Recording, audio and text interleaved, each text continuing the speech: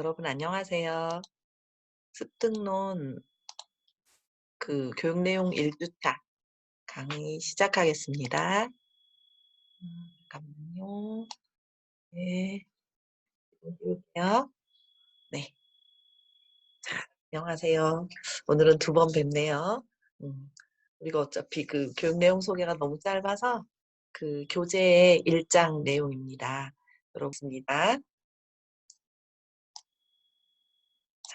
그래서 여기 이제 1주차 1강에는 언어, 챕터 1은 언어, 학습, 교수 그런 이제 것에 대한 전반적인 어떤 개관 음, 그런 정도의 챕터라고 생각하시면 되겠어요. 그래서 혹시 제가 일반환경으로 하다가 자세히 좀 최대한 자세히 설명드리려고 PPT에 많이 넣었는데 그래도 혹시 너무 가볍게 지나가 버리는 부분이 있다면 만약에 그런 부분이 있다면 선생님들께서 나중에 이거 보면 뒤에 다시 나오는 게 많아요.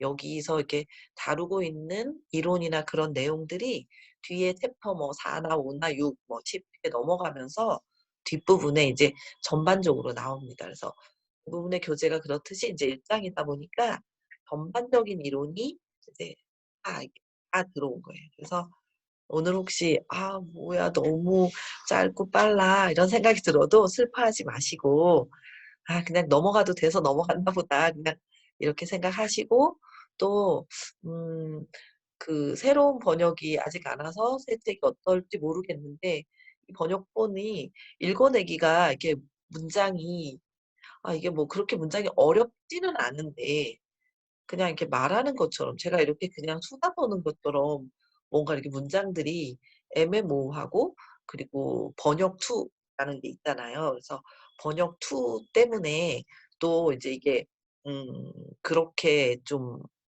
깨끗하게 그렇게는 좀 이해하기 쉽게 된 책은 아니에요. 아무래도 역서니까. 그래서 최대한 제가 간결하게 해서 이 부분에서 알아야 되는 것들을 음 같이 간단하게 짚고 넘어가는 걸로 하겠습니다. 자 일단 첫 번째 인제 그 챕터에서는 우리 음 교재에서 보면 이제 우리 첫 번째 챕터가 음 잠깐만요. "제2 언어 학습은 멀고도 험한 과제다." 이런 되게 이게 제목부터 너무 이렇게 재미있는 부분이 나왔는데 이게 제2 언어 습득에 관한 여러 질문들에 대해서 나올 거예요. 그래서 교재에서는 우리가 이제 실제 교재를 만약에 사시게 되면 음 1 페이지부터 제가 이렇게 넣었는데 이게 소제목으로 만들어 봤어요. 그러니까 책에 있는 제목은 아니고 책에서는 챕터 1은 언어, 학습, 교수라는 제목인데 이제 본문에 있는 문장이 조금 마음에 들어서 제가 소제목으로 넣어 봤어요. 그래서 "제2 언어 학습은 멀고도 험한 과제이다." 그래서 제1 언어의 한계를 넘어 새로운 언어, 새로운 문화, 새로운 사고방식, 그리고 느낌, 행동 방식 등이 필요한 다른 세계로 들어갈 때에는 우리의 모든 것이 영향을 받는다. 말뜻 복잡한 문장이죠. 그쵸? 자, 한번 다시 풀어 보자면 제1 언어, 제2 언어라는 말이 이 같은 곳에 나왔죠. 제가 이게 본문의 첫 줄을 제목으로 뽑아 왔는데 제2 언어 학습은 멀고도 험한 과제다. 제2 언어란 말이 나왔고 또 첫 줄에서는 제1 언어라는 단어가 나왔어요. 제1 언어의 한계를 넘어 새로운 언어, 새로운 문화, 새로운 이렇게 그쪽으로 세계로 들어가는 것이 갈 때는 우리의 모든 것이 영향을 받는다 그랬는데 이게 뭐냐면 제1 언어는 모어예요, 모어. 그래서 자기가 이렇게 아기 때 저절로 엄마를 통해서 저절로 습득된 언어, 첫 번째 언어가 모어잖아요. 아마 이 강의를 들으시는 분들도 한국어가 모어죠? 예 저도 한국어가 모어입니다. 그래서 우리를 보자면 한국어가 모어가 되고 학습자의 경우 이제 한국어를 배우는 이제 미래의 우리들의 학습자가 되는 미래 여러분들 학습자가 되는 사람들에게는 제1 언어가 중국인 학습자라면 중국어가 제1 언어고 일본인 학습자라면 일본어가 제1 언어가 되겠죠. 그죠? 그래서 이렇게 제1 언어 그러니까 제1 언어의 한계를 넘는다는 그 느낌은 뭐냐면 자기 모어는 이제 언어라는 게 그 문화 그 개론 개요 수업 개요에서도 살짝 말했던 것 같은데 문화라는 큰 카테고리가 있고 언어는 그 작은 언어 하나가 그 속에 이렇게 들어가서 포함되는 문화의 하나 작은 요소로 포함되어서 다시 이 언어를 통해서 그 목표의 문화를 이해해가는 그런 것이라고 했어요. 그래서 제1 언어인 학습자의 모어들 그리고 우리의 모어가 가진 문화적인 그 몸에 저절로 습득되고 체득된 문화적인 그 한계를 넘어야 목표가 되는 언어과 언어의 생활권 안에 있는 그 새로운 언어, 새로운 문화, 새로운 사고방식. 우리가 이제 외국어 배울 때도 이건 이렇게 그 경험했던 일이잖아요. 우리가 뭐 일본어를 배우든 영어를 배우든 중국어를 배우든 하려면 이제 그 영어 문화권, 중국어 문화권에 대한 것도 함께 이렇게 알아가야 되는 그런 게 있듯이 이 제1 언어, 학습자의 모호에 이제 우리 학습자를 위하여 이 공부를 하는 거니까 한계를 넘어서 새로운 언어와 새로운 문화, 그리고 새로운 사고방식 그리고 뭐 그 문화에 대한 느낌, 언어에 대한 느낌. 음. 문화에 대한 느낌이 인제 이 학술적으로는 있는 얘기지만 언어를 들으면서 그 언어가 주는 느낌 때문에 그 언어를 배우기도 하고 안 배우기도 하고 그렇게 하기도 하잖아요. 그러니까 제가 알던 어떤 학생 하나는 음 "한국어를 왜 배우냐?" 이렇게 하니까 러시아 사람이었는데 "한국어를 들으면 새가 노래하는 것 같다."라고 했어요. 그거 이게 되게 오래전에 들었는데 되게 이게 가슴에 탁 닿았어요. 저는 아무 생각 없이 모르고 썼는데 외국인 한국어를 모르는 학습자에게는 '새가 노래하는 것처럼 들릴 수도 있겠구나.' 이렇게 생각을 했어요. 내가 인제 중국어 잘 못하지만 쪼끔은 할 수 있는데 이제 많이 만나고 그래서 처음에 중국에 갔을 때는 사람들이 다 싸우는 줄 알았거든요, 너무 큰 소리로 말해서. 근데 그런 식의 느낌들이 있잖아요. 그래서 제1 언어의 느낌, 언어의 느낌, 그다음에 그 나라 사람들의 문화, 사고방식. 뭐 문화 그러면 사람들이 또 문화 교육론 여러분도 배우셨거나 배우게 되겠지만 문화라고 하면 막 전통의 뭐 판소리 이런 것만을 하는 게 아니라 일상생활의 문화도 들어가게 되죠. 그래서 어쨌든 일상생활 문화가 됐든 그 뭐 전통적인 문화가 되었든 그러니까 빅 컬처 뭐 리들 컬처 이렇게 해서 생활 문화를 작은 문화다 이렇게 하는데 어쨌든 그 문화 그리고 사고방식 그 언어권만의 사고방식, 행동 양식 등 그런 것이 등이 필요한 다른 세계. 그러니까 그 언어만을 배우는 게 아니라 그러니까 문법 번역식 교수 방법 시대에 라틴어를 학습하는 거라면 사실은 문화를 몰라도 그래도 문화는 알긴 알아야 되겠죠, 그 책을 읽어내려면. 근데 그래도 그 언어를 배우는데 문화까지 일단 배우는 동안에는 필요 없었겠지만 요즘은 의사소통 중심 교수 방법이 이렇게 다 널리 의사소통을 위해서 수업을 하는 거니까 그래서 다른 세계로 들어갈 때 우리의 모든 것이 내가 생각하는 요즘은 그런 사람은 없지만 인터넷에서도 많이 알아서 옛날에 제가 20 대에는 제가 미국이나 이런 데 친구들이 많이 있었어요. 영어는 잘 못하는데 외국인 친구가 진짜 많았어요, 옛날에도. 한국어를 하기 전에도. 그랬는데 그래서 내 친구들이 한국에 오면 우리 집에 오면 신발을 신고 우리 집으로 뚝뚝뚝뚝 걸어갔어요. 그때는 제가 20 대에는 인터넷도 없었고 이럴 때니까 한국에 대해 잘 모르니까 처음 온 친구는 신발을 신고 들어갔거든요. 그럼 거꾸로 우리가 미국에 여행을 가서 신발을 벗고 들어가면 안 되잖아요. 그런 것처럼 하나부터 열까지 모든 것이 이제 영향을 받게 된다. 이런 느낌이 되는 거예요. 그래서 우리가 인제 습득 이론은 이 습득 이론을 공부하는 이유는 외국 습득론을 공부하는 이유가 음 우리가 인제 가르치게 될 한국어 학습 대상자에게 그 문화적인 완충제도 선생님이 해야 되고 이러니까 어떤 그 언어를 배운다는 게 무엇이냐라는 걸 하나씩 짚어가는 거예요. 그래서 제2 언어로 메시지를 주고받는데 성공하려면 대화 활동에 전념하는 자세. 음 그렇죠. 이야기를 하는데 사실 동시에 여러 가지 이야기를 들으면서 여러 가지를 처리할 수 있는 그런 능력을 가진 사람도 있지만 저 같은 경우는 이제 늙어서 그런지 제가 만약에 뭐 이렇게 카톡이 와요. 이렇게 수업하고 있는데 카톡이 오면 "잠깐만요. 카톡 봐야 돼요." 이렇게 해야 되고 또 이걸 하고 있으면 카톡을 못 받고 뭐 이렇게 그 언어적으로 동시에 여러 가지는 좀 안 되더라고요. 일할 때는 되는데 아직 일은 그래도 아직 덜 늙었나 봐요. 되는데 이런 이렇게 의사소통에 있어서는 제가 카톡을 하면 다른 사람 말도 안 들리는 근데 그럴 때 이제 이게 그 한국 사람이어도 이런 경우가 있는데 한국어로 의사소통할 때도 외국어로 한다면 그 대화에 전념하는 자세, 중요한 자세죠. 그리고 완전한 몰입, 완전한 육체적, 정신적, 감정적인 반응이 필요하다.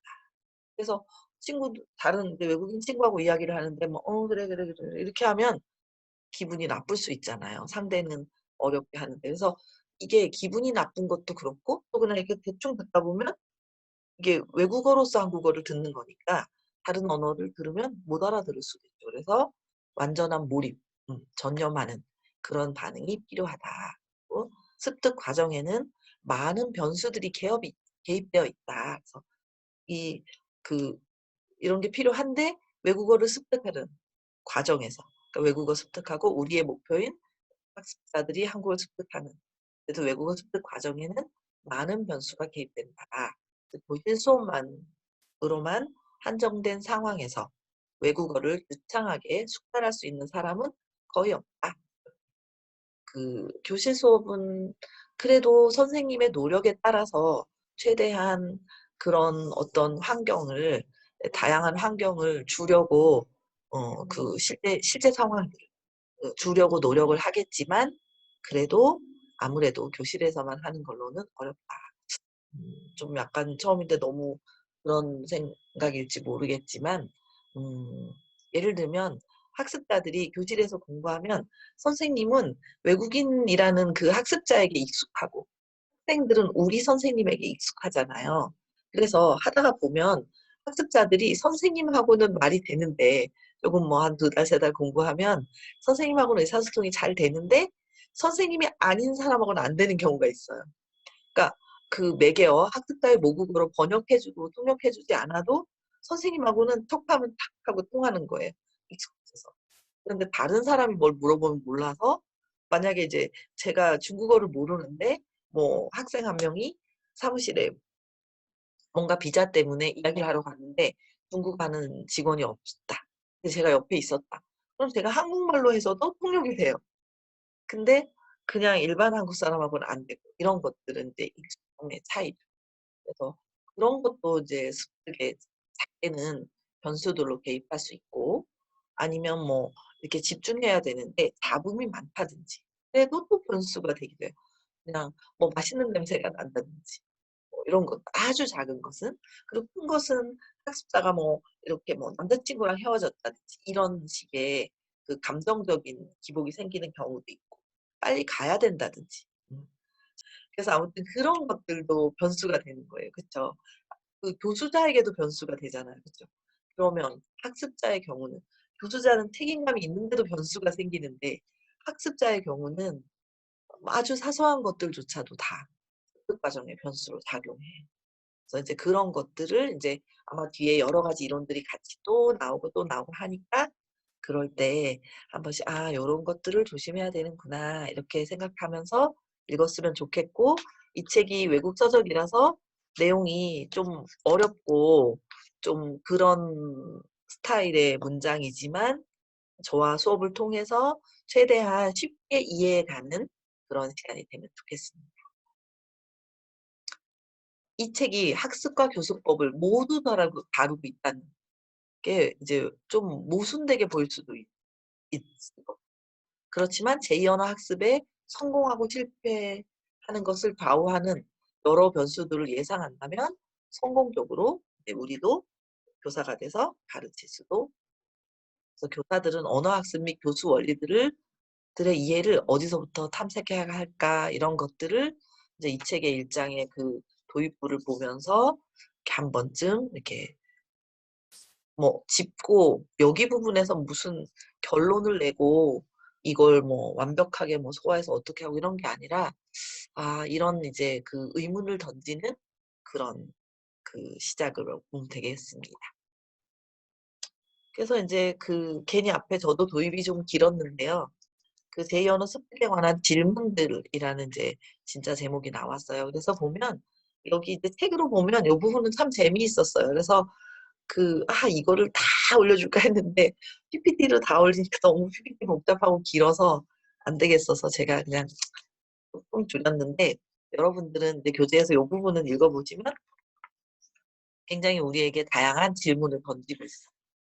그래서 먼저 앞에부터 보면 "복잡한 기술은 대부분 많은 질문들을 동반한다.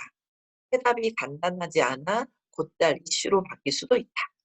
본 과정은 일련의 핵심 질문들과 함께 탐구의 과정을 시작하고자 한다." 그래서 이 교재가 생각하는 이 책의 출발점을 표현한 거예요, 이 저자가. 제2 언어 습득에 관한 현재 이슈들은 이 과정에 대해서 제기되는 질문으로 간주하고 접근할 것이다. 그래서 여기 이제 여러 가지 소제목들이 나와요. 뭐 학습자의 특성, 뭐 학습 과정, 뭐 이런 식의 질문들이 나오는데, 그 각각의 질문 중에 어 '우리가 한 번쯤 생각하면 좋겠네.' 하는 그런 질문들을 이렇게 남겨 놓아 봤어요. 그래서 한번 같이 봅시다. 첫 번째는 학습자 특성에 대한 건데, 학습자 특성에 대해서 좀 질문 형식으로 그러니까 습득 이론에 출발을 한 거예요. 그래서 특성에 대해서는 학습자들의 민족적, 언어적, 종교적 배경은, 그래서 내가 맡게 되는 그 클래스의 학생들의 구성원들의 이런 배경을 조사해야 될 것이고, 수업에 들어가기 전에. 그다음 학습자들의 모국어, 교육 수준, 사회 경제적 특징은, 이제 요것도 이제 그 무작정 '나는 일반을 맡았어.' 일반으로 쑥 들어가고 이런 게 아니라, 가능하다면 학습자들의 모국어는 어떤 언어인지, 뭐 중국어권이 많은지 영어권이 많은지 이런 식의.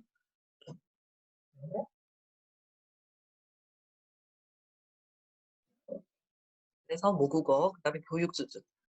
우리 이제 고등학교를 갓 졸업한 어린아이의 그 고등학생 실력인지, 아니면 뭐 대학을 졸업한 사람인지, 뭐 이런 것들도 영향을 미치게 되고, 사회 경제적인 그 면, 나라에 따라서도 그렇고, 또 어떤 학습자는 가난한 나라에서 왔어도 뭐 그 나라의 공주고 그런 경우도 많아요. 이제 그러면 또 좀 다르죠. 그죠? 이런 특징들이 어떤지 분석하고. 막상 요 부분을 강의하다 보니까 여러분들하고 저는 아직 못 만났잖아요. 그래서 이렇게 중요한 부분들을 제가 전혀 모르고 이렇게 수업을 하게 돼서 좀 약간 갑자기 죄송하기도 하고 그런 마음이 있네요. 그러니까 이런 특징들을 알고 하면 이 수업도 좀 더 좋은 수업이 되지 않을까. 그래서 빠른 시간 안에 코로나가 끝나면 우리 만나서 서로에 대해서도, 여러분도 이제 저를 좀 더 알게 되면 제가 하는 말들 중에서 중요한 것과 뭐 그런 것들을 또 음 이해하시는 데 도움이 되겠죠. 아무튼 그들의 인생 경험들이, 네, 여기 그들은 학습자들이죠. 인생 경험들이 학습에 영향을 끼칠 수 있을까? 이런 것들을 이렇게 교사가 먼저 타 생각하고 이렇게 타진해 보는 거죠. "너 영향이 있니?" 이게 아니라 학습자의 배경을 조사하는 과정에서 '아 이런 것들이 필요하겠구나. 저런 게 필요하겠구나.' 이런 걸 보는 거예요. 자, 그다음은 그들의 지적 수용 능력. 이건 아까 위에 있는 교육 수준하고도 약간 관계가 있을 수도 있어요. 그 지적 수용 능력, 장점과 단점, 그런 것들이 무엇인가. 그래서 사실 이 지적 수용 능력이 어떻게 보면 잘못 질문하면 굉장히 또 예민할 수도 있는데, 이렇게 잘 보면 어떤 경우냐면, 지적 수용 능력이 머리가 좋다 나쁘다 개념이 아니라 나라마다도 좀 차이가 있어요, 외국인 학습자는. 그 정확도 면에서는 일본 학생들 굉장히 정확하게 배우고, 또 구조적으로는 일본 학생, 뭐 몽골 학생, 뭐 이런 터키 학생, 그런 나라의 학생들이 좀 아주 굉장히 잘 배워요. 그리고 이제 뭐 헝가리 같은 나라도 헝가리어와 한국어가 이제 기본 구조가 우라르어 계통인 걸로는 같거든요. 그래서 쉽게 배워요. 근데 우리가 헝가리어를 배우는 건 또 다른 부분에 다른 걸림돌인데 그게 한국어에서는 없는 부분이 있어서 거꾸로는 어렵고 뭐 이런 케이스가 있거든요. 그래서 언어 능력을 습득하는 쪽에서 수용 능력, 지적 수용 능력이 어느 정도인지 이런 것도 음 교실을 유지하는 데 영향이 있어요. 또 학습자에 따라서는 또 천재 같은 학생들도 있어요. 저도 지금도 기억에 남는 천재가 한 명 있었는데 옛날에 그 천재는 내가 하나를 가르쳐 주면 열을 알았어. 그러니까 보통의 학습자가 똑똑하다 그러면 하나를 가르쳐 주면 하나를 알거나 두 개 정도를 응용하거나 이런 정도인데 언어라는 게 그때 만났던 어떤 학습자는 한 명은 제가 정말 하나 가르쳐 주면 10개 되고요. 10개 가르쳐 주려면 100 개가 아니라 1000 개가 되는 거예요. 그랬던 기억이 나는 아주 천재 같은 언어의 천재 같은 학습자를 만난 적이 있는데 그런 학생이라면 뭐 예를 들면 교육과정론에서 배우는 학교가 정한 어떤 룰이 있다고 해도 그 룰대로 순서대로 "안 돼. 오늘은 아직 한글 배워야 돼." 이러면서 우길 게 아니라 차라리 빨리빨리 해서 다음 반으로 보내주고 그런 게 필요하겠죠. 그런 게 필요하기 때문에 이런 지적 수용 능력이라든지 그런 것들도 이제 그 국가 특성에서 참고해야 되는 일들입니다. 그리고 여러분은 자신의 학습자의 성격을 어떻게 기술할 것인가 이런 질문도 던져볼 수 던졌고요. 제가 던진 게 아니라 이 책이 던졌어요, 우리에게. 그쵸? 이러한 질문들은 학습자의 성공적인 외국어 습득을 돕는 교사들의 능력에 영향을 끼치는 변수들에 초점이 있다. 그래서 학습자 특성을 분석함으로써 변수로 인한 실패를 완화할 수 있는 그런 자 그다음에 언어적 요인에서는 또 어떤 질문들이 있는지 살펴보면 음 학습자가 배워야 할 언어, 의사소통이란 무엇인가? 이런 것에 대한 언어적 요인. 진짜 언어가 이 해당 언어 목표 교사가 가르치는 우리라면 한국어가 되겠죠. 그래서 언어를 사용한다는 의미는 또 무엇이냐. 그다음 목표 언어, 제2 언어를 기술하고 체계화하는 방법은 또 무엇인가. 학습자 모호와 목표 사이. 그러니까 이거 뭐냐면 중국인 학습자가 모국어가 중국어인데 목표어는 한국어인 거예요. 지금 배우고자 하는 언어가 목표예요. 학습자 모호와 목표 사이에 상대적 차이점은 무엇인가? 이건 언어 구조적으로, 그러니까 대조언어학적으로 말하는 거죠. 그다음에 학습자가 어려워하는 목표의 속성에는 어떤 것이 있을까? 그러니까 외국인 학습자가 초급일 때도 그렇고 뒤로 가도 그렇고 이제 지금 순간적으로 생각나는 대표적인 어려워하는 부분들 중에 좀 간단한데 어려워하는 게 음 의문 현상들 뭐 무슨 비음화 이런 현상들을 학생들이 이제 처음에 한글을 배우고 막 굉장히 집중해서 한글을 잘 이해하려고 하는 순간에 갑자기 받침이 나오면서 이제 그런 그 뭐지? 그 의문 현상들을 막 알아야 되는 거예요. 그럼 학생이 분명히 한글이 끝났는데 다시 모르는 그런 것들이 그 쪼끔 한국어가 가지고 있는 속성이 작게는 이러한 질문들은 모두 언어학 분야의 중심 과제들이다 했어요. 그러니까 언어를 계속 체계화하는 방법 서로 다르죠. 그러므로 언어 교사는 제2 언어의 체계 및 기능, 학습자 모호와 제2 언어 사이의 차이점 그런 것들을 이해하고 있으면 훨씬 도움이 되겠죠. 물론 이제 한국에서 한국어를 가르치게 되면 전 세계에서 학습자가 한국에 오잖아요. 그래서 그렇게 다양한 학습자를 대상으로 다양한 언어를 우리가 다 알 수는 없지만 제가 이제 늙어서 이제 노력이 좀 부족해졌는데 옛날에는 이제 그 새 학기가 될 때 우리 반 학생들의 국적을 살펴보고 제가 모르는 나라의 학생이 오면 그 나라 다 조사했고요. 지금도 하긴 하죠. 근데 다 조사하고 가능하다면 특이한 뭐 만약에 몽골 학생이 오게 된다 그럼 몽골어의 의문 구조를 배운다든지 뭐 사우디 학생이 왔다. 그러면 사우디어의 의문 구조나 문법의 간단한 구조를 배운다든지 이렇게 해서 여러 언어들을 조금 다 배웠어요. 그래서 이제 무슨 양념 하나를 먹듯이 그러니까 제대로 잘하는 언어는 없는데 웬만한 걸 다 인사도 하고 뭐도 하고 막 다 이렇게 하게 되는데 그 출발점이 학습자들의 그 첫 번째는 학생들한테 호의적인 인상을 주고 싶었고요. '아 선생님이 내 우리나라 말을 해 주네.' 인사라도 해 주면 그런 게 있었고 또 하나는 학습자들이 초급일 때 발음을 너무 못하고 어떤 학습자는 문법을 계속 자꾸만 똑같은 걸 틀리고 이럴 때 '도대체 왜 이런가.' 너무 궁금한 거예요, 이 학생이 왜 이런가. 그래서 좀 약간 이 대조언어학적 관점에서 그 학습자의 모호를 맛보기로 조금씩 공부하기도 했어요. 여러분도 아마 나중에 가게 되면 저처럼 이런 욕심이 생기게 될 거예요. 다음은 학습 과정에 대한 이야기인데요. 언어 학습에 성공하는 방법 에서 제2 언어 학습에서 활용되는 인지적 과정과 전략의 종류, 그다음 입력의 빈도, 형식과 의미에 대한 주의력, 기억과 저장의 처리 과정, 회상과 같은 요인들은 얼마나 중요한가. 그러니까 언어 학습을 하는 과정이에요.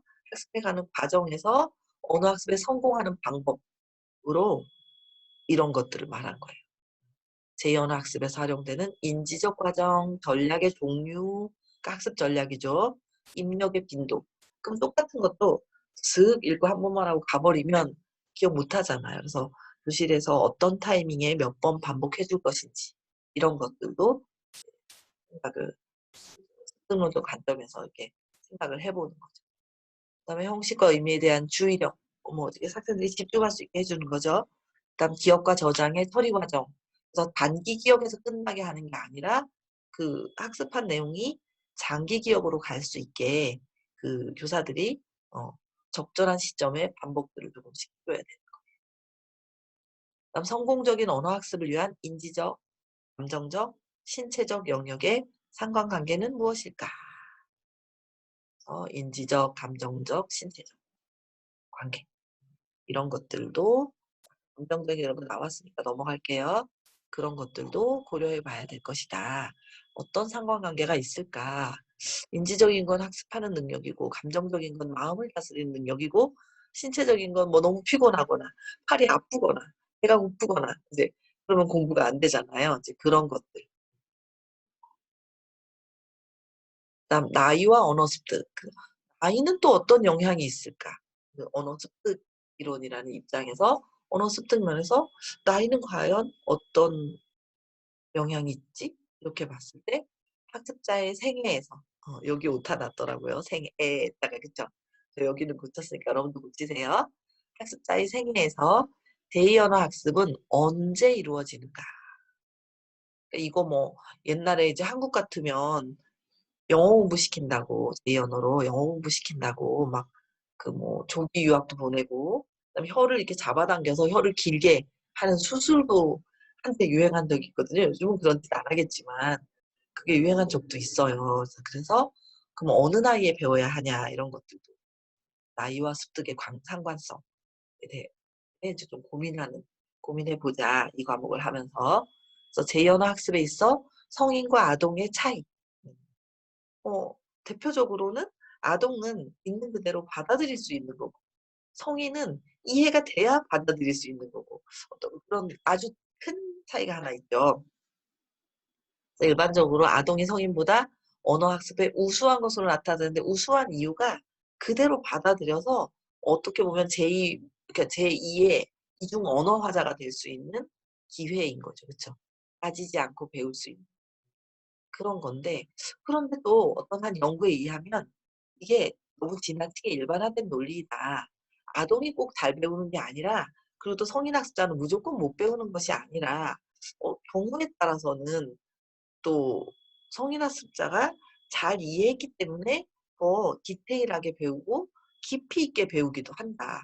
아동은 그러니까 그냥 간단한 의사소통만 한다면 성인 학습자는 어느 일정 기간을 배우면 막 논문 그 해당 언어로 된 논문도 읽을 수 있고 그런 식의 결과도 있으니까 이렇게 매일매일 이렇게 이거는 이게 맞다, 아니다, 이게 맞다, 이랬다, 저랬다 이런 그 이슈 중에 하나예요.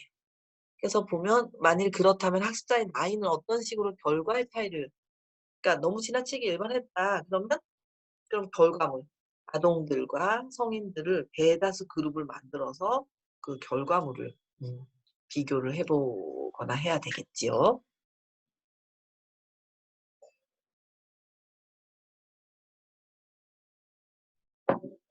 죄송해요. 목이 막 갈라지네요. 학습 지도의 변인들에 대해서 또 좀 살펴볼게요. 자, 경우에 따라 제2 언어 습득은 교육적 환경 밖, 즉 교육적 환경 바깥, 환경 안에 인사이드 아니고 아웃사이드 밖, 즉 교실이나 교사가 없는 곳에서 성공적으로 이루어진다. 그러니까 교실에서만 언어를 배우는 것이 아니라 교실 밖의 상황에서도 교사와 교실이 아닌 곳에서도 배울 수 있다는 거죠. 만약에 외국인들이 유학을 오면 의외로 그러니까 학습을 한번 해야 될 것 같은데 그냥 한국 친구 만나서 그냥 한국어를 잘해지는 경우도 있어요. 그리고 이제 우리가 외국에 가서도 꼭 그 언어 스쿨을 안 다니고 되는 경우도 있잖아요. 그렇죠? 그래서 없는 곳에서도 성공적으로 이루어지는 경우가 있다. 그런 자연적인 환경에서 모든 사람들이 똑같이 성공적으로 언어를 배울 수 있을까? 이런 질문인 거예요. 안 될 거. 제가 최근에 2년 정도 헝가리에 가서 살았는데 제가 헝가리 말 못해요.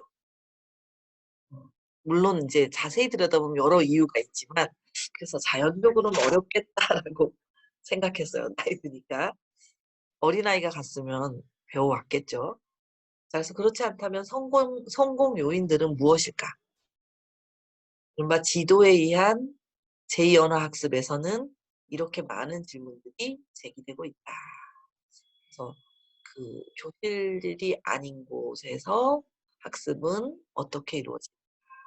습득은 어떻게 이루어진다. 이런 식의 그들을 우리가 이번 학기에 이제 의문을 가지고 나아가보자. 이런 거예요. 그래서 다양한 방법론적 접근, 교과서, 학습 자료, 교사 유형, 학습 지도 요인들의 영향은 무엇일까? 성공적인 숙달을 위해서 필요한 적절한 수업 시간의 길이 이런 것도 뭐 하루에 2시간 할 것이냐, 3시간 할 것이냐 이런 것들도 중요하죠. 예를 들면 교육과정을 만들 때 제일 먼저라는 건 좀 제가 좀 여기 먼저는 꼭 아니지만 항상 꼭 반드시 앞부분에서 정해야 되는 게 이 교육과정에서 일주일에 몇 시간, 뭐 며칠, 일주일에 며칠, 하루에는 몇 시간 수업을 할 것인지 이런 것들, 그런 길이도 제 중요한 부분이 되겠습니다. 다음은 이제 목적이라는 게 또 하나 나왔는데요. 여기는 지금까지 살펴본 이게 여러 질문들. 저는 이제 그중에 그래도 꽤 많이 살려왔지만 여러 가지 질문들을 포괄하는 문제점을 한번 생각해 봐야 하겠다. 그래서 왜 학습자들은 제2 언어를 습득하려고 애쓰는가? 그러니까 제2 언어 습득이 왜 이렇게 힘들지? 이런 거죠. 그들의 학습 목적은 무엇인가? 그다음 직업적인 성공을 위해서인가? 아니면 취미인가? 외국어 시험에 합격하기 위해서인가? 또는 목표 사용자와 그 이거 문화에인데 잘못 쓴 것 같아요. 죄송해요. 못 찾았네요. 문화에 밀접하게 동화되기 위해서인가.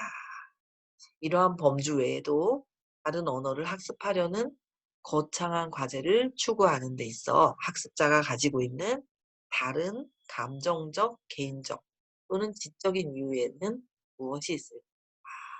이런 학습의 목적에 대한 여러 가지 질문들이었어요.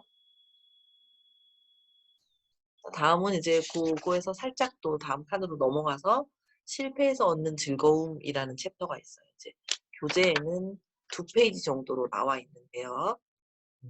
여러분은 이 교재를 읽으면서 이제 이건 여기서 여러분은 하는 건 저자의 말이에요. 이 교재를 읽으면서 신중하고 비판적으로 문제를 해결하는 과정을 통해서 포괄적인 질문을 세련되고 섬세한 질문으로 다듬어 갈 수 있을 것이다. 모든 질문에 대한 최종적인 답을 찾을 수 있다는 생각에 사로잡혀서는 안 될 것이다. 제2언어 습득 분야는 아직 초보 단계이고 발전하고 있는 학문 분야가 갖고 있는 모든 방법론적, 이론적인 문제점들을 보여주고 있다. 이건 무슨 말이냐 하면 이 책이 지금 이제 앞에 뭐 한 8가지 10가지 정도에 속해 있는 카테고리에서 여러 가지 질문들을 이제 이 책을 학습하는 학습자들에게 던졌어요. 그쵸? 그 언어 습득에 관련된 이론을 공부하려는.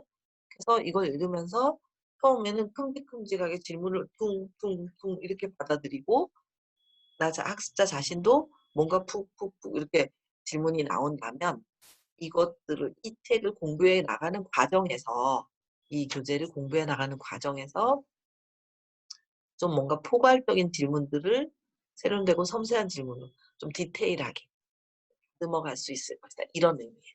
그래서 한 번에 그리고 이 모든 질문에 그리고 질문에 대해서 한 번에 답을 찾을 수 있다고 그렇게 하지는 않아야겠다. 이런 거예요. 본 교재의 또 각 장들이 제2언어 습득의 애매한 내용들과 이제는 우리가 알고 있고 믿을만 하고 체계적인 정보로 구성되었다. 그래서 이 교재에 이제 뒤에 10장까지 있는데 이 교재의 여러 장들이 제2언어 습득의 애매한 내용들, 모호한 내용들을 우리가 알고 체계적으로 이해할 수 있게 그 체계적인 정보로 구성되어 있다. 이런 얘기고 각 장에 소개되어 있는 여러 논점들을 심사숙고하는 과정을 통해 이제 각 장에 이제 논점들이 생겼죠. 심사숙고하는 과정을 통해 사람들이 어떻게 제2언어를 배우는지 혹은 잘 배우지 못하는지에 대한 개인적 통합적인 이해를 위한 탐구의 길로 인도될 것. 아, 선생님들에게 문자를 보내야 될 것 같아요. 나중에 그냥 읽고 이해해 주시겠죠? 문자 보내면 한참 걸리니까. 이거 지금 5시가 다 돼서 거의 5시가 다가오고 있는데 아직 수업은 좀 많이 남아 있어서 다 하고 빨리 올리는 걸로 조금 빨리 할게요. 음. 그래서 각 장에 소개되는 여러 논점들을 심사숙고하는 과정을 통해서 사람들이 어떻게 제2언어를 배우는지 혹은 잘 배우지 못하는지에 대해서 개인적, 통합적인 이해를 위한 탐구의 길로 인도될 것이다. 이 탐구는 절충적이다. 서로 상호 도와준다는 게 두 가지가 함께 된다는 거죠. 즉 어떤 하나의 이론이나 우리 모든 상황에 모든 학생들에게 적용되는 마술 같은 공식을 제공할 수 없다. 절충적이다. 그러니까 A에서 이거 가져오고 B에서 이거 가져오고 같이 상호작용적으로 된다는 거죠. 다양한 모델들, 그리고 다양한 이론들, 그리고 다양한 연구 결과물들의 장점들을 고려함에 있어서 가능한 한 비판적인 태도를 취해야 할 것이다. 마지막 장에서 거대한 퍼즐판에서 자신들이 실제로 얼마나 많은 조각들을 맞춰낼 수 있는지 기대해보자. 그래서 이 교재를 쭉 공부하면서 이렇게 10장에 걸쳐서 공부하면서 마지막에는 언어 습득 이론, 외국어 습득이라는 이 관점에 대해서 우리가 하나의 퍼즐판을 완성하는 그런 기대를 가지고 이 과목을 공부해 봅시다. 자, 다음은 언어의 정의에 대한 얘기. 언어. 교재에서는 2페이지 반 정도 나와 있는데 그 언어의 정의는 어떤 개념의 핵심적인 요소들을 파악하는 진술이다. 그래서 그러한 요소들은 여러분 자신이나 사전 편찬자의 이해에 따라 달라질 수 있다. 용어의 정의란 한 이론의 압축된 형태로 여겨질 수 있다. 그래서 이론이란 단순히 혹은 그렇게 단순하지 않지만 확대된 정의이다. 이런 의미가 되고요. 그래서 정의를 내리는 일은 가장 중요한 작업이고 정의를 내리는 데에는 사물의 어떤 측면을 중요한 부분으로 포함시킬 것인 어떤 측면을 중요한 부분으로 포함시킬 것인가에 대한 선택이 필수적이다. 굉장히 장황하게 앞부분에 도입을 했는데 음 언어라는 것에 대한 정의를 내리기 위해서 이렇게 그 부연 설명들이 아주 해버릴까 하다가 그냥 뒀어요. 자, 인터뷰 도중에 만약에 이제 여러분이 기자가 이제 인터뷰를 하게 된다면 음 당신은 기자가 말했어요. "당신은 제 언어 습득에 관심이 있으므로 언어를 한두 문장으로 정의해 보세요." 만약에 물었어요. 이건 뭐 기자가 물을 수도 있지만 학습자가 "선생님 언어가 뭐예요?" 이럴 수도 있고 동료 뭐 선후배들이 "너는 언어를 뭐라고 생각해?" 아니면 뭐 대학원을 다니거나 이렇게 공부하는 대학에 다니거나 그런 사람이 있다면 또 교수님이 학생에게 "너는 언어를 뭐라고 생각하냐?" 이렇게 물을 수 있겠죠. 그런 질문을 받았을 때 여러분은 틀림없이 전형적인 사전적 정의를 기억해 내려고 했을 거야. '언어? 언어가 뭐지? 언어가 뭐지?' 이렇게 그렇게 애쓸 것이다 이런 거예요. 그래서 그러한 정의들은 언어학자들이 현재 연구하고 있는 것들을 이해하기 위한 합리적이고 일관성 있는 개요를 반영하기도 해서 이 일관성 있는 개요를 반영하는 게 어떤 거라고요? 사전적 정의죠. 그죠? 사전적 정의는 그럴 것이다. 그랬어요. 그래서 좀 요거에 대해서 정의한 이제 몇 가지를 보면서 이게 차차차차 정리해 볼게요. 그래서 한 의견은 언어란 의미를 담고 있는 관례적인 기호, 소리, 몸짓 또는 표시들을 사용하여 생각과 감정을 상호 전달하는 체계적인 수단이라는 이다라고 이제 요즘 표준화된 진술로 어 기자에게 답했어요. 어떤 한 사람은. 그래서 다시 보면 의미를 담고 있는 관례적인 기호, 소리, 몸짓 표시 이걸 다 이렇게 해서 의사소통하는 의사를 전달하는 게 수단이라고 했어요. 그러니까 결국에 언어는 단순히 우리가 한국어 할 수 있는 글말이나 입말로 하는 거 이외에도 응? 이렇게 해서 "안 먹어?" 뭐 이런 거 "뭐?" 이럴 수도 있으니까 그 모든 것도 몸짓 언어도 이제 언어에 속한다. 이렇게 대답을 한 거고 또 한 사람은 언어란 복합적이고 특수한 기능이며 그러한 기능은 의식적인 노력이나 형식적인 교육을 받지 않고서도 어린이들에게 있어서 자연스럽게 개발되고 기저 논리의 의식 없이도 개발되고 질적인 면에서도 모든 사람에게 있어서 동일하게 정보를 처리하거나 지적으로 행동하는 좀 더 일반적인 능력과는 구별되는 것이다. 이렇게 그래서 이런 여러 가지 의견들이 이 이외에도 많이 있어요. 근데 그것들을 이렇게 모아서 좀 언어란 무엇인가라는 정의를 좀 재구성해 봤어요. 제가 한 건 아니고 우리 교재에 있어요. 7 페이지에.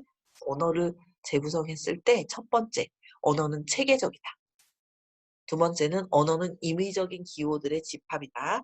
세 번째, 언어 기호들은 일차적으로 음성적이나 시각적일 수도 있다. 자, 이게 뭐냐 하면 그 언어라는 게 원래 말이 있잖아요. 그죠? 말하고 듣고 이게 되죠. 시각적일 수도 있다는 뭐예요? 문자가 생기는 거죠. 그다음 언어 기호들은 그것들이 지칭하는 관습적인 의미를 갖는다. 그다음에 언어는 의사소통에 이용된다. 가장 대표적인 용도가 의사소통에 이용되는 거죠. 말하고 듣고 읽고 쓰고 뭐 싫다고 표현하고 이런 것들이. 그래서 언어는 언어 공동체 사회 또는 문화 속에서 기능을 수행한다. 음. 자, 언어는 비록 인간에게만 한정되지는 않지만 본질적으로 인간 고유의 것이다. 언어가 인간에게만 한정되지 않는다? 여러분들 갑자기 "뭐야?" 이러겠죠. 자, 우리 집에는 예쁜 고양이가 있어요. 사랑하는 우리 막내딸 고양이가 있어요. 그러면 들어가면 우리 고양이가 현관에 나와서 "엄마, 엄마 야옹야옹 왜 이제 왔어?" 아마 오늘도 "엄마 두 마리인데 왜 학교 갔다 왔어? 빨리 간식 내놔. 나랑 놀아줘." 뭐 이야기하죠. 저도 "토리야 오늘 잘 있었니? 말썽 안 부리고 잘 있었니? 엄마가 간식 줄까?" 이렇게 하면서 대화를 하잖아요.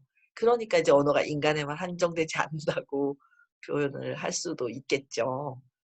그리고 언어는 모든 인간이 거의 같은 방법으로 뭐 100%는 아니지만 대부분은 비슷한 방식으로. 그러니까 뭐를 습득하는 과정도 뭐 어떤 나라 어떤 언어도 비슷하고 그러니까 학습해서 배우는 언어도 어느 정도 비슷. 그래서 즉 언어 및 언어 학습은 보편적 특징이 있다 이렇게 볼 수 있는 거예요. 자 여기는 하위 분야 주제들인데 요거는 여기 앞에 있는 1, 2, 3, 4, 5, 7, 8이 연결됐다고 보시면 돼요. 이제 뭐 그냥 첫 번째 1 분야에서 이렇게 왔다 갔다 하면서 보면 언어는 체계적이다. 이런 면에서 보면 몇 개의 가능한 분야에 대한 언어 체계 명확하고 체계적인 설명이다. 이런데 이렇게 이상한 표현을 익히는 것보다 의문론, 통사론, 의미론 이런 걸 생각하시면 그래 그래 체계적이지 이런 게 생기죠. 그다음 두 번째는 아까 앞에서 언어는 임의적인 기호들의 집합이다 그랬어요. 그러면 언어의 기호적 본질, 언어와 현실과의 관계, 언어 철학, 언어의 역사 이런 것들이 이제 그 하위 분야가 된다는 거죠. 언어의 하위 분야의 학문 연구 그 주제들이 되는 거예요. 자, 그다음 세 번째는 언어 기호도는 일차적으로 음성적이나 시각적일 수도 있다 그랬어요. 거기에서 음성학, 의문론 이건 이제 음성 언어지만 시각적이다 문자 체계, 제스처, 거리 이런 거. 그리고 눈 맞춤 뭐 이런 거 그런 부차적인 특성들이 이제 여기가 되고 자, 네 번째는 언어 기호들은 그것들이 지칭하는 관습적인 의미를 갖는다 그랬어요. 그래서 의미론, 언어화인지, 심리 언어화 이런 것들이 이제 그런 걸 반영할 수 있겠고요. 그 다음은 7번이었죠. 언어는 비록 인간에게만 한정되지는 않지만 본질적인 인간 고유의 것이다. 했는데 6번 안 했다. 6번 언어는 언어 공동체 사회 속 문화 속의 기능을 수행한다. 그래서 의사소통 체계, 화자와 청자의 상호작용, 문장 처리 과정 이런 것들이 들어가고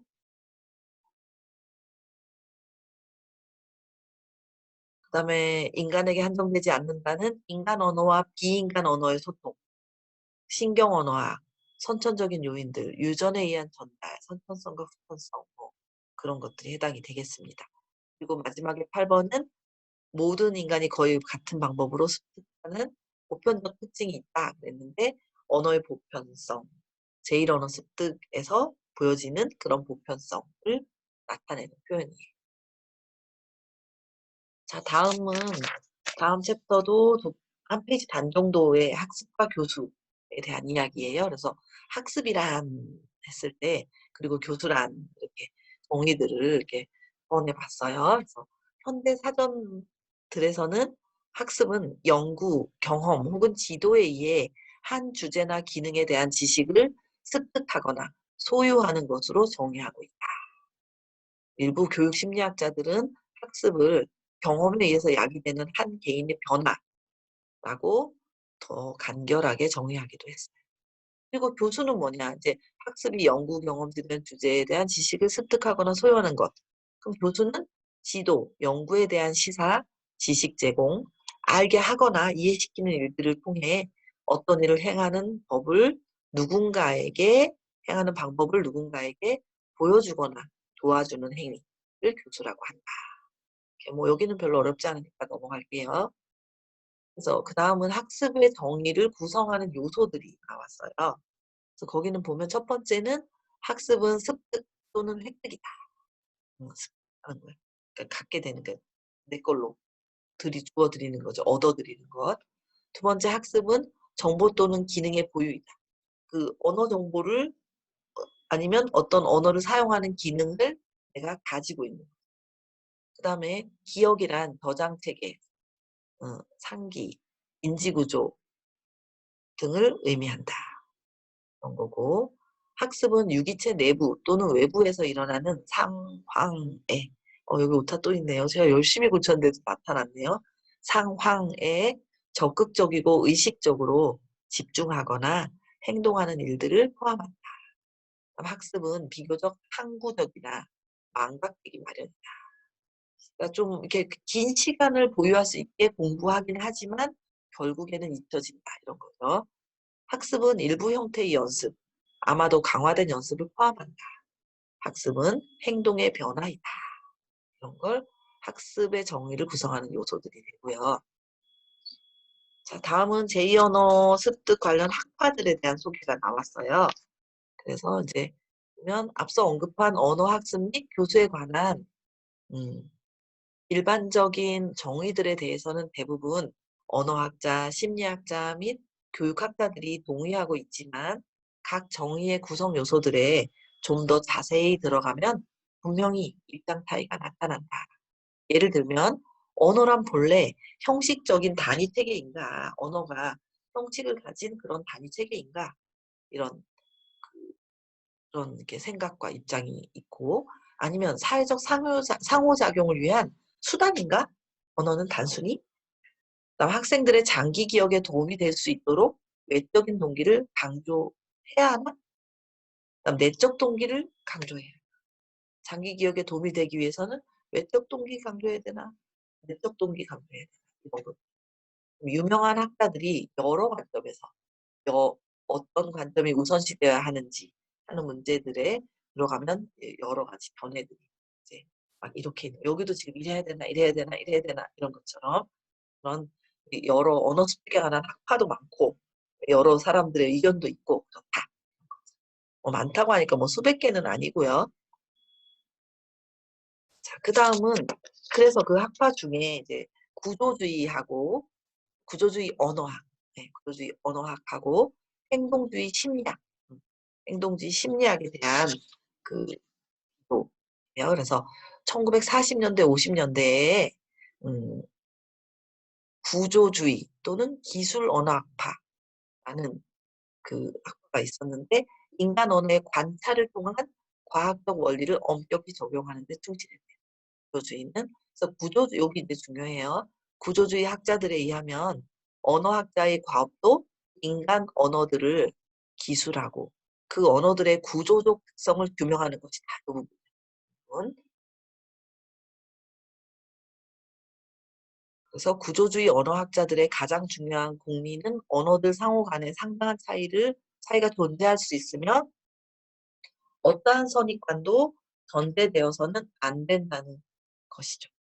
이 부분, 이 두 번째 문단은 조금 구조주의에 대한 설명이 되겠고요. 그래서 구조주의 언어학자들은 언어가 아주 작은 부분 또는 단위들로 분해될 수 있고 이 단위들이 과학적으로 기술되고 대조되고 다시 통합되어서 전체를 형성할 수 있다는 개념이 되겠습니다. 이런 원리하에 1940년대, 50년대에 언어학자들은 지구의 오지를 찾아다니며 이국적인 언어에 대한 상세 기술을 생산하는 작업에 몰두했다 그랬는데 이 시대에 40년대, 50년대, 60년대까지도 이어지고 지금도 이런 것들을 하는 사람도 있죠. 이건 이제 이거 뭔 소리지? 그러면 만약에 여러분들 혹시 국문과 나온 사람이 있다면 학부에서 방학에 방언조사 나가는 거 있잖아요. 그쵸?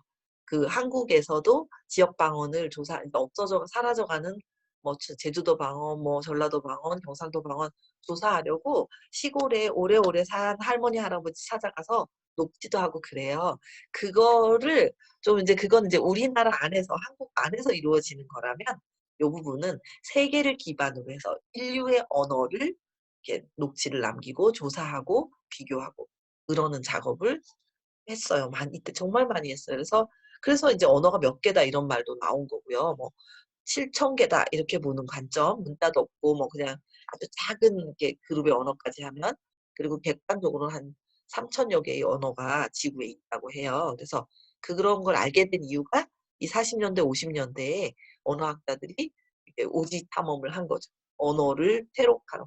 그래서 그것들을 이제 이 현대의 우리 같은 현대의 우리 공부하는 사람들은 몇 개가 있군. 저 언어는 이런 특징이 있군. 이렇게 알 수 있는 정보로 활용되고 있는 거예요. 자, 그다음 행동주의 언어학에 대한 내용을 간단하게 보면 여기서 이렇게 조금씩 간단하게만 하는 이유는 뒤에 다 나와요. 다음 장에서 계속 하나씩 디테일하게 공부할 거예요. 자, 행동주의 언어학은 행동주의 패러다임은 객관적으로 인식되고 기록되고 계측되는 생각이 된다는 거죠. 계측 가능한 반응에 초점이 맞춰져 있다. 뭐냐면 행동주의가 뭐 뒤에 뭐 스키너, 뭐 파브로브 이런 거 나오지만 어떤 그 쥐나 강한 개를 상대로 이렇게 그 행동 실험 같은 걸 했잖아요. 그래서 기록하고 계측해서 어떻게 하면 종을 3번 치면 밥을 먹으러 나온다. 이런 식의 반응에 초점이 맞춰져 있는 게 이제 행동주의 언어학 패러다임이고 거기에서 출발한 언어학이에요. 그래서 우리 알고 있는 성곽구두식 교수법이 여기에서 이렇게 나온 교수 방법이에요. 과학적인 방법이 엄격하게 지켜지면서 직관이나 의식과 같은 개념들은 탐구 불가능한 영역, 즉 정신주의적인 것으로 여겨졌다. 그래서 의식, 사고, 개념 형성, 지식 습득 등의 주제는 그 상태를 관찰할 수 없다는 비확실성 때문에 행동주의적 틀에서 연구될 수 없었다. 그래서 전형적인 행동주의 모델은 고전적 조작적인 조건화 알죠? 그리고 기계적인 언어 학습, 도구적 학습, 언별 학습과 인간 행동을 연구하는 경험적인 접근법 등이 있었어요. 그래서 파블로브의 그 개에 대한 실험, 뭐 스키너의 자극 반자극 실험 이런 것들. 그래서 스키너의 상자 같은 고전적인 실험들을 들은 교정의 정도와 강화의 계획에 따라서 실험자가 원하는 방식으로 유기체가 반응하도록 조건화될 수 있다는 입장을 보여줍니다. 그래서 이것들이 언어학에 영향을 줬죠. 자, 그 다음은 생성주의와 생성 언어학하고 인지주의 심리학입니다. 유명한 사람들이죠. 1960년대 들어서 노암 촘스키 너무 유명하죠. 저도 옛날에 대학원 다닐 때 이거 공부하느라고 정말 힘들었어요. 근데 사실은 그 아까 뭐 기억이 끝내는 단기로 가지 않으니까 잊어버렸는데 많이 잊어버렸는데 이제 그 교재로 배웠던 어떤 그 한 시대의 흐름 정도를 이제 기억하고 있는데 구성주의도 그렇고 이제 촘스키의 그 변형 생성 문법으로 우리나라에 번역이 됐었는데 그래서 촘스키를 중심으로 한 생성 변형 언어학이 출현했다. 이제 이건 번역자의 관점이에요. 변형 생성 언어학이라고 볼 수도 있고 생성 변형 언어학이라고 할 수도 있어요. 나무까지 이렇게 찍찍찍찍 나무까지 막 이렇게 그려서 조사, 뭐 명사 이렇게 MP 뭐 이런 거 쓰는 그런 언어학이거든요. 그래서 언어의 구조, 기본 구조에 대한 어떤 저절로 언어라는 건 인간이 태어나면 스스로 생성해낼 수 있다. 뭐 어떤 이런 그런 게 촘스키의 주장은 인간의 언어는 관찰할 수 있는 자극과 반응 또는 현장 언어학자들이 수집한 있는 그대로의 자료를 이용해서는 분석될 수 없다는 것이다. 네.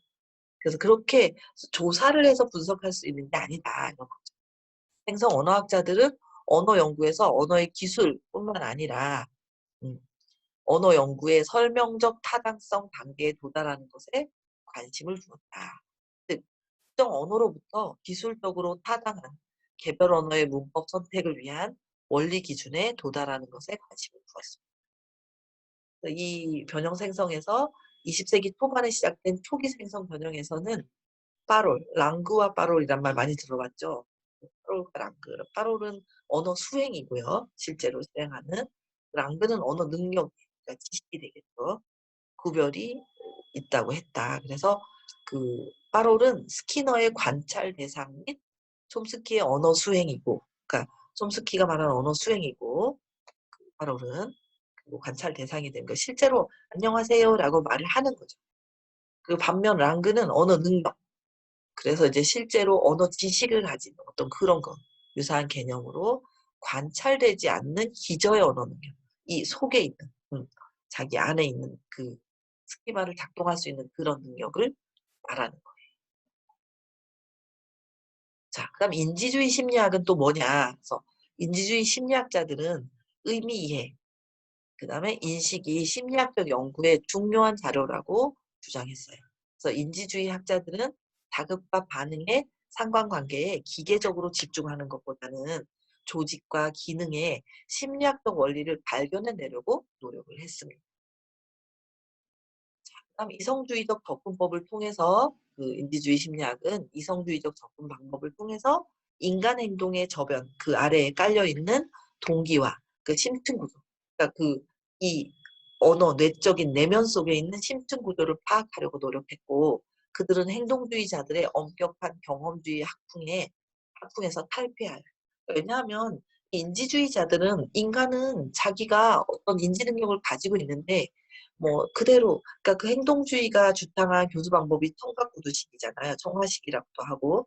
그러니까 그대로 따라해서 외워 이런 게 아니라 충분히 인간이라는 존재는 인지 능력이 있어서 할 수 있는 이제 그런 것들이니까 이쪽에서 탈피하는 거죠. 경험주의적 학풍에서는 탈피해서 인간의 행동을 설명하기 위해 논리, 이유, 예측, 추론 같은 그런 도구를 사용하는 거예요. 그래서 기술 가능한 단계를 넘어서 설명 가능한 단계로 그러니까 그냥 단순히 기술적으로 반복하는 그 단계가 아니라 외우고 반복하고 이런 게 아니라 설명 가능한 단계로 발전했다는 발전한 것이 이제 중요한 포인트죠. 자, 다음은 구성주의인데요. 다학문 접근, 구성주의 게 뭔가 구성되는 거죠. 그래서 첫 번째는 인지적 구성주의에 대해서 볼게요. 인지적 구성주의 입장은 현실에 대해 학습자가 자신만의 묘사를 구성하는 것을 중요시하는 거예요. 그래서 학습자가 복잡한 정보를 자신의 것으로 만들려면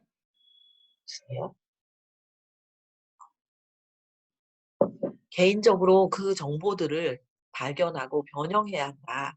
그것은 학생들이 현재 많은 학급의 일반적인 경우보다 더 적극적인 역할을 해야 한다는 것을 시사한다. 의리파전. 이러한 주장들은 20세기 중반에 피아제의 초기 연구에서 기인된 것이지만 이 견해가 널리 받아들여지기까지는 오랜 시간이 걸렸다. 그래서 피아제, 비고트키 이제 이런 것들이 이제 계속 나오죠. 그래서 인지적 구성주의는 피아제의 영향이 함께 이렇게 맞물려 갖고 이제 사회적 구성주의는 이제 비고츠키하고 연관이 되는데 피아제에게 학습은 변화, 자생과 구성을 포함한 발달 과정이고 각각은 이전 학습 경험 위에서 형성된다 이렇게. 그럼 사회적 구성주의는 이제 구성주의의 이제 인지적인 것은 피아제의 영향이 좀 있었고 이제 사회적 구성주의는 현실에 대한 인지적이고 정서적인 이미지를 구성하는 데 있어서 상호작용과 음, 협력, 학습의 중요성을 강조하는 거죠. 그래서 구성주의 연구자들은 사회적 관행, 집합체 또는 지구촌 활동에 참여하는 개인에 초점을 맞추는 경향이 있고 또 대표적인 사회 구성주의자는 비고츠키예요. 인지적 구성주의는 피아제, 사회적 구성주의는 비고츠키가 관계되어 있어요. 그는 어린아이들의 사고와 의미 형성은 자신들이 처해 있는 환경과의 사회적 상호작용을 통해 형성되고 드러난다고 비고치가 사회적 구성주의. 자, 그래서 여기 제가 좀 많이 줄여서 이렇게 마지막에 요 장에서 제2언어 습득의 학파와 사상이 정리되어 있어요. 그래서 1900년대 초기에서 1940년대, 1950년대는 구조주의와 행동주의 학파가 주류를 이루었고 대표적 주제는 기술, 관찰 가능한 언어 수행, 과학적 방법, 경험주의, 표층주의, 조건화, 강화 이런 것들이 이제 주 근간을 이루었고요. 그다음에 1960년대, 70년대 그리고 80년대에는 이성주의 및 인지심리학이 이제 영향을 줘서 생성언어와 습득, 생득성, 중간언어 체계성, 보편문법, 언어능력, 심층구조 이런 그 주장들이 대표적인 주제가 됐고 1980년대, 1990년대 및 2000년대는 이제 구성주의, 마지막에 나왔던 구성주의예요. 그래서 작용적인 담화, 사회문화적인 변수들, 협동학습, 발견학습, 의미구조, 중간언어 변이 이런 것들이 대표적인 그 패러다임 속에 던져진 주제들이 되겠습니다. 네 챕터 더 남았는데 19세기까지의 언어 교수하고 그다음에 20세기 언어 교수에 대한 건데 여기 이제 간단히 살펴볼게요. 19세기까지 언어 교수는 서구 사회에서 학교의 외국어 학습은 라틴어나 히라버의 학습이라는 말과 동의어였어요. 그래서 두뇌 훈련을 통해서 지능을 개발하고 믿었 개발시킨다고 믿었던 라틴어는 최근까지도 적절한 고등교육의 필수 요건으로 여겨져 왔어요. 라틴어라는 게 그러니까 19세기는 이제 그 라틴어 학습이 언어 교육에 많은 영향을 미쳤 그래서 라틴어는 문법 규칙, 어휘, 각종 어형 변화와 동사 활용의 암기, 교재 번역, 그 필답 연습, 쓰고 답하고 뭐 그런 거죠. 그죠? 에 중점을 두었고 고전적 교수법이라는 수단에 의해 가르쳐 졌어요. 이제 고전적 교수법이 이게 그 19세기 후반에 고전적 교수법이 문법 번역식 교수법으로 알려지게 되었죠. 이 고전적 교수법이라는 게. 그래서 우리 모두가 알고 있는 문법 번역식 교수법은 라틴어 학습을 위해서 그 단순히 문자 언어만 공부하는 거죠. 그래서 문법 번역식 교육은 제2 언어를 모국어로 번역하는 데 기준이 되는 문법 규칙에 중점을 두었고 이 교수법은 20세기에 접어들면서 언어 교수 방법을 개혁하려는 시도에도 불구하고 대부분의 교육기관에서 언어 교수를 위한 표준화 교수 방법으로 많이 남아 있어요. 그러니까 그 뭔가 이렇게 그 주입시키는 순간에는 이게 이제 필요하다고 본 거죠. 문법교수법의 특징이에요. 이건 뭐 자세한 건 언어교수 이론에서 좀 디테일하게 다루겠는데 간단하게 보면 수업이 모국어로 진행되고 그 제2 언어를 거의 사용하지 않는다. 그런데 이게 뭔 말이냐면 학습자의 모국어로 한다는 거예요. 제2 언어는 목표가 되는 거예요. 그다음 두 번째 고립된 단어 목록의 형태로 많은 어휘를 가르친다. 그래서 이건 뭐예요? 의미망이나 이렇게 연관된 단어가 아니라 오늘 수업에 필요한 목록 100개 이렇게 주는 거예요. 복잡한 문법을 자세하게 설명한다. 그래서 문법이 하나 나오면 이렇게 그거의 다양한 의미들을 자세히 설명해주고 초기부터 어려운 고전 교재를 읽고요. 약간의 그 기술만 떼면 고전을 문학 같은 거 막 읽어요.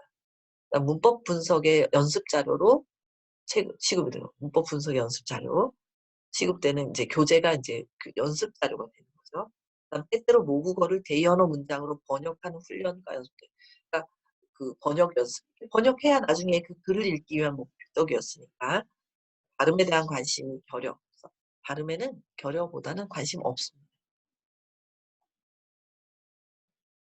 자, 그런데 문법 번역 교수법은 별로 의사소통에도 도움이 안 되는데 왜 그렇게 인기를 얻고 있을까? 이렇게 보면 교사의 전문성 기능을 요구하지 않고 사실 언어 실력만, 해독 실력만 있으면 되니까 문법 규칙 및 번역에 관한 시험 문제 출제가 쉽고 객관적 채점도 가능하고 그러니까 뭐 단답식이거나 객관식이거나 되니까 그러니까 의사소통 능력을 측정하는 공인시험이 없으니까 그러니까 예를 들면 지금 만들려고 노력하는데 토픽 같은 데도 읽고 쓰기 시험만 보잖아요. 아직은.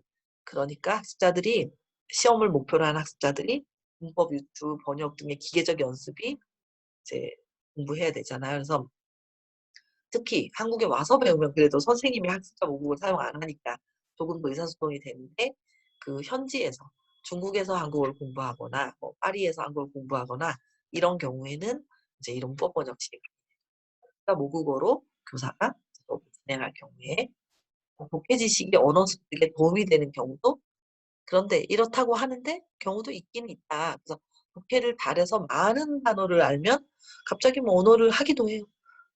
잘 말할 뭐 발음이 좋진 않더라도 통화할 수도 있죠.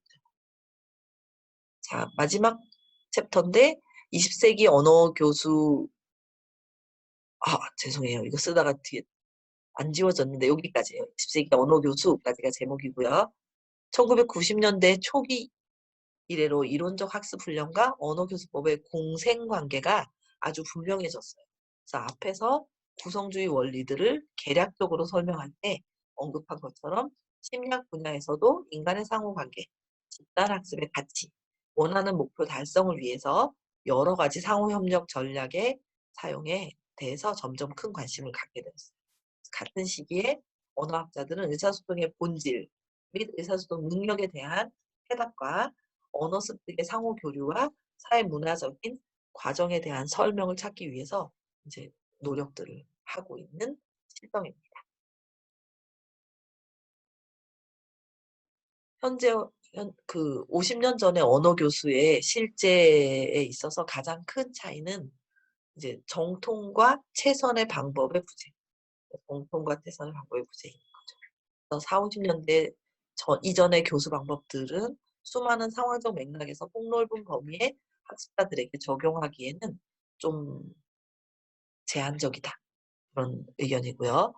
즉석 비법은 없지만 빠르고 쉬운 언어 교수법은 성공을 보장하진 않는다. 뭐 빨리 배운다고 다 하는 건 아니잖아요. 그래서 언어 교수의 교육론적 경험들은 접근법이라고 불리는 원리적인 기반 개발을 요구하고, 교사들은 그것을 바탕으로 특정 상황에 맞춰 자신이 선택한 특정 모형 및 기법을 선택할 수 있고, 모든 학습자와 교사 관계도 하고 모든 상황 역시 독특하다. 여러분들도 교사로서 여러분의 임무는 그러한 관계들을 이해하는 것이다. 그래서 이제 이 습득론을 통해서 우리가 앞으로 가져야 될 자세나 뭐 이런 것들을 저자가 우리에게 던져주는 그런 내용들이 있었습니다. 감사합니다.